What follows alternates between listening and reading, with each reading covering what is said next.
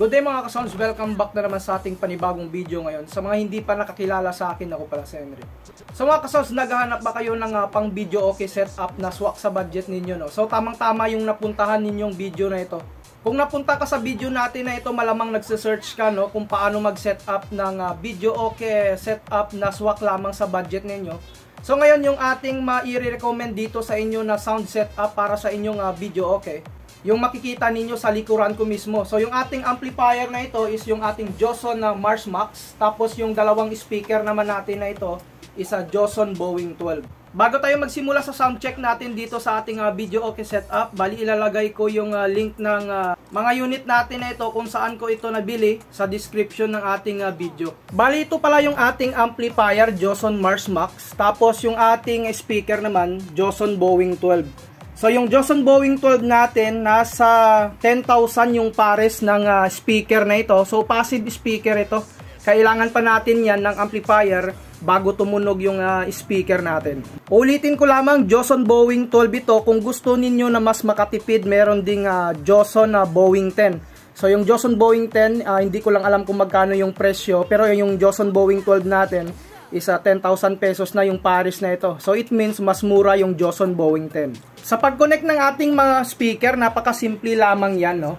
So kailangan ninyong i-connect yan sa speaker A dito na right channel at saka speaker B na left channel. Makikita nyo dito, nakakonect ako dito sa right channel ng speaker A at saka left channel naman ng speaker B.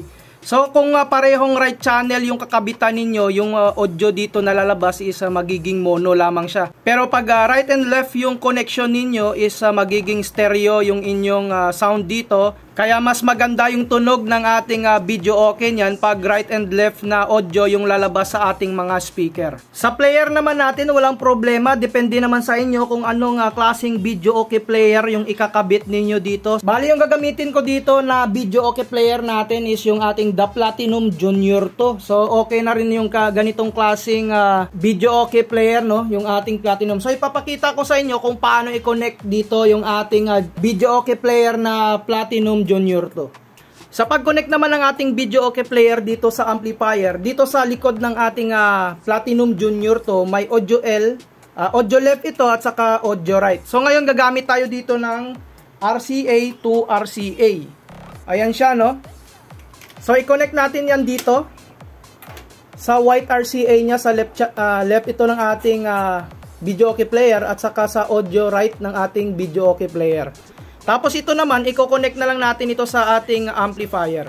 So makikita nyo dito sa likod ng ating Joson Mars Max, may audio input. Hanapin nyo kahit anong amplifier yung gagamitin ninyo. Audio input yan.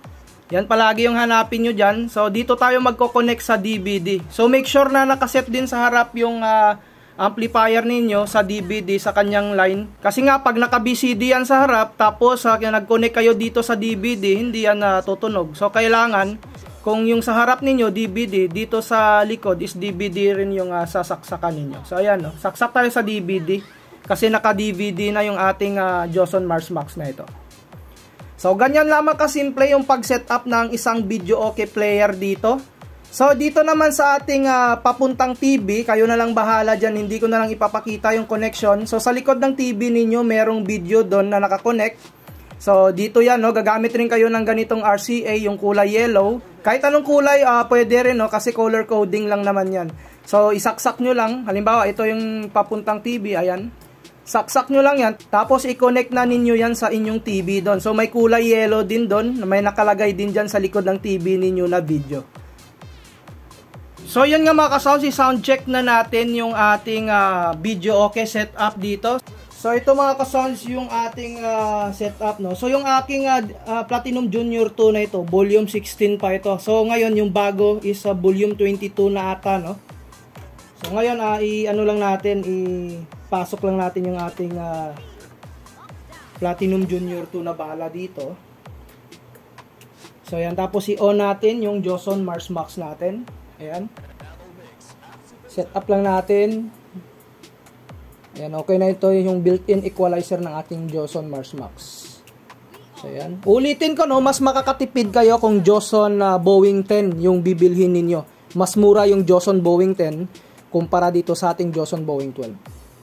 So sa microphone naman pala, wala rin tayong sound test dito sa microphone. So kayo na lang bahala sa microphone dahil effective talaga yung ating connection na ito sa ating video okay setup na ito. Microphone, ulitin ko, saksak nyo lang yan dyan sa inyong player or dito sa inyong Joson Mars Max. So select tayo ng music dito sa ating Platinum Junior. Bali, ikakat ko yung music natin dito dahil copyright tayo dito. Pwedeng maano tayo dito, no, ma-terminate yung account natin kasi pag once na copyright yung mga music natin. So, select tayo ng music. 8, 2, so, ayan, gumagana yan. 3, 8. Ayan, yan yung ating music ngayon. Yung ating sound check dito is Jopay. Nakapost yung ating music na i-play ko na. Ayan. Yan yung ating video okay setup, yung tunog dito sa ating mga speakers.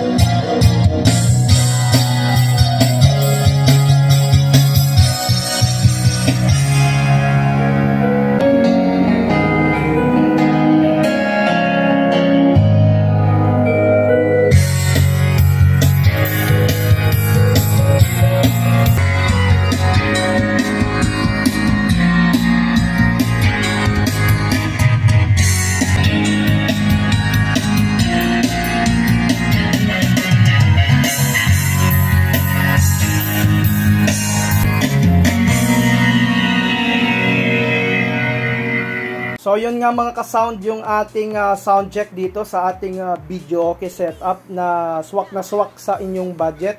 So ulitin ko, ilalagay ko yung link ng ating mga unit dito sa description ng video natin para ma-avail ninyo yung ganitong mga klaseng setup natin. Yung ating Platinum Junior, yung ating Joson Mars Max, tapos yung ating Joson Boeing 12 na passive speaker. So hanggang dito na lang muna, hanggang sa mga muli nating mga videos dito. So sana matuloy yung pagkakaroon natin dito ng HDTC na video okay player. I think yung ganong klaseng video okay player hindi na gumagamit ng CD. Yung ginagamit na lang is SD card. Pero hindi lang tayo sure kung magkakaroon tayo niyan ng HDTC na video okay player. So HDTC, baka naman dyan, no? So hanggang dito na lang muna. Sa mga bagong nag-subscribe, huwag niyong kalimutan na i-hit yung notification bell button para sa mga video updates natin na i-upload. Maraming salamat mga ka-sounds.